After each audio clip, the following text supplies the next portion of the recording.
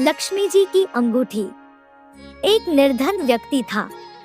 वह नित्य भगवान विष्णु और लक्ष्मी की पूजा करता।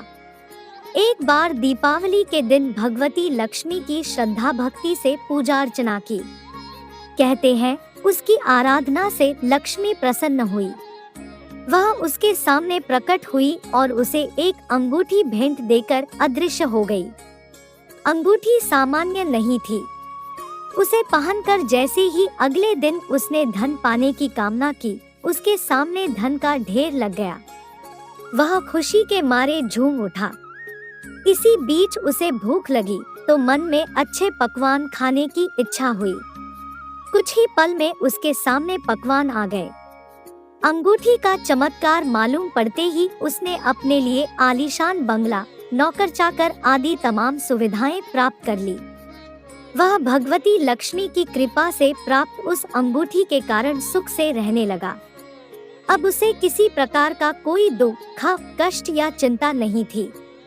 नगर में उसका बहुत नाम हो गया। एक दिन उस नगर में जोरदार तूफान के साथ बारिश होने लगी। कई निर्धन लोगों के मकानों के छप्पर उड़ गए। लोग इधर उधर भागने लगे। एक बुढ़िया उसके बंगले में आ गई। उसे देख वह व्यक्ति गरज कर बोला, ए बुढ़िया, कहाँ चली आ रही है? बिना पूछे बुढ़िया ने कहा, कुछ देर के लिए तुम्हारे यहाँ रहना चाहती हूँ।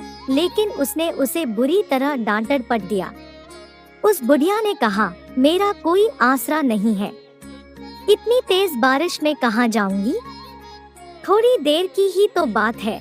लेकिन उसकी किसी भी बात का असर उस व्यक्ति पर नहीं पड़ा। जैसे ही सेवकों ने उसे द्वार से बाहर किया, वैसे ही जोरदार बिजली कौंधी। देखते ही देखते उस व्यक्ति का मकान जलकर खाक हो गया। उसके हाथों की अंगूठी भी गायब हो गई।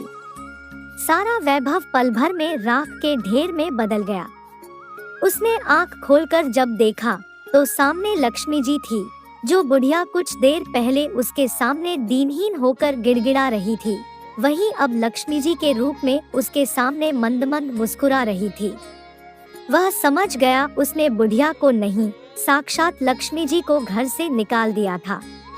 वह भगवती के चरणों में गिर पड़ा।